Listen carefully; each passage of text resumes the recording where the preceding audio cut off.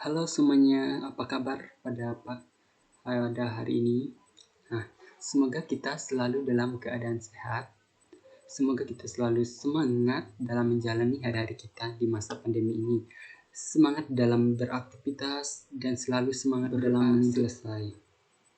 Nah, baik, untuk pertemuan kita pada kali ini kita akan membahas yaitu tentang klasifikasi makhluk hidup.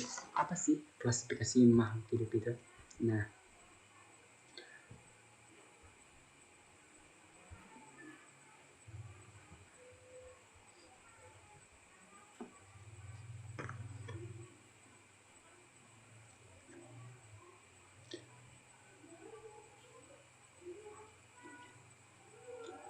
klasifikasi makhluk hidup itu adalah pengelompokan makhluk hidup secara sistematis dan bertahap. Ilmu yang mempelajari disebut taxonomi, dipelopori oleh Carolus Linnaeus. Adapun proses klasifikasinya yaitu dasar klasifikasinya adalah persamaan dan perbedaan ciri makhluk hidup. Beberapa sistem klasifikasi terbagi menjadi 3 bagian.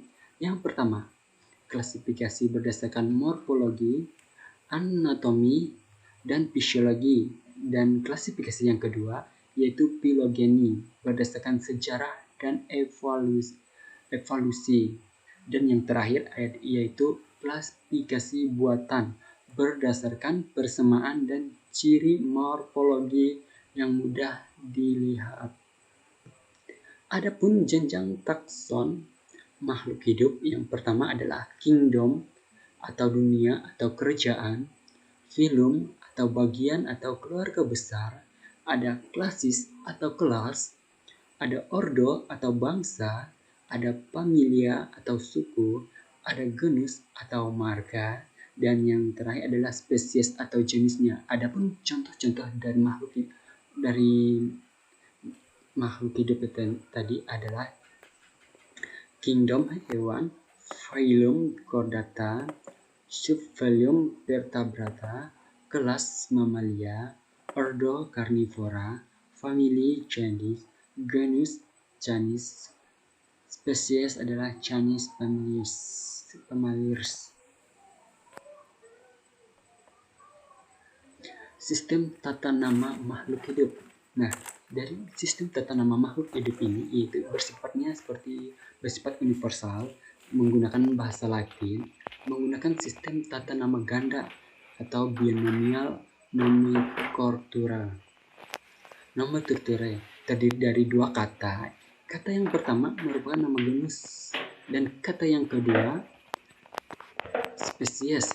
Nah, kata-kata dua tadi dicetak miring atau bergaris bawah terpisah.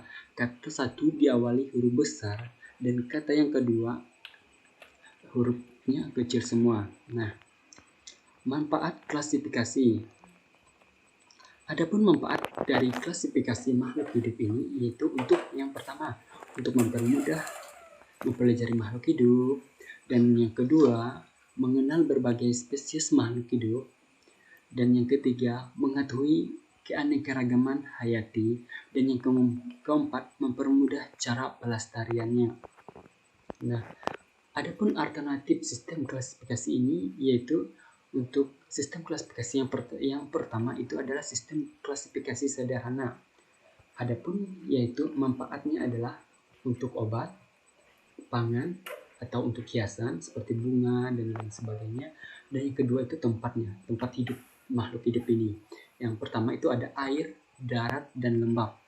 Dan untuk ukurannya adalah ada yang herbal, semak, berdu, dan pohon dan semak. Dan untuk alat geraknya itu ada yang pengguna sirip itu untuk ikan, sayap untuk burung, kaki untuk manusia dan binatang lain seperti sapi, kuda, dan lain sebagainya. Sistem 2 kingdom yaitu Flante bersifat autorof dan Animalia bersifat heterotrof. Dan yang selanjutnya adalah sistem 3 kingdom. Nah, sistem 3 kingdom ini berkembang setelah adanya mikroskop, yaitu Plante Animalia, Protista, makhluk hidup mikroskopis digolongkan dalam kingdom Protista. Nah, yang selanjutnya adalah sistem 4 kingdom. Nah, di sistem 4 kingdom ini terbagi menjadi beberapa bagian. Yang pertama Plantae, Animalia, Protista, Monera. Monera dipisahkan dari Protista karena sifatnya prokariot. Dan yang selanjutnya adalah sistem 5 kingdom. Nah, di sistem 5 kingdomnya terbagi menjadi beberapa bagian juga, seperti Monera, Protista, Plantae, Animalia, fungsi, develop. Dan ini, sistem 5 kingdom ini dipelopori oleh R.H. Whittaker.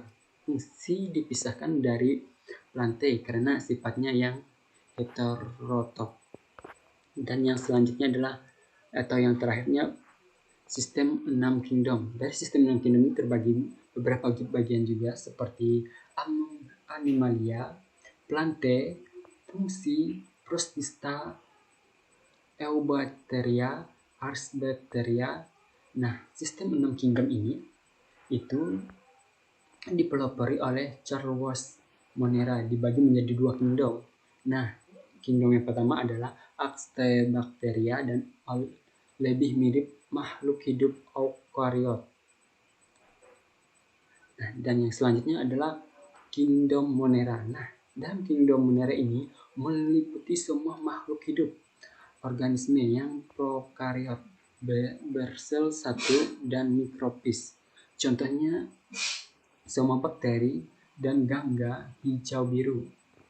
Misalnya Artergia, Cholea, dan Nostoc sp. Kingdom fungsi. Nah, memiliki ciri-ciri eukariotit, tidak berklorofil sehingga tidak berfotosintesis.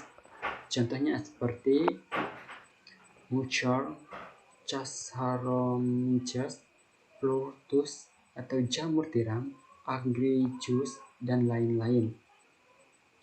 Kingdom Protista. Nah, di dalam kingdom ini sebagian besarnya terdiri atas organisme yang bersel satu.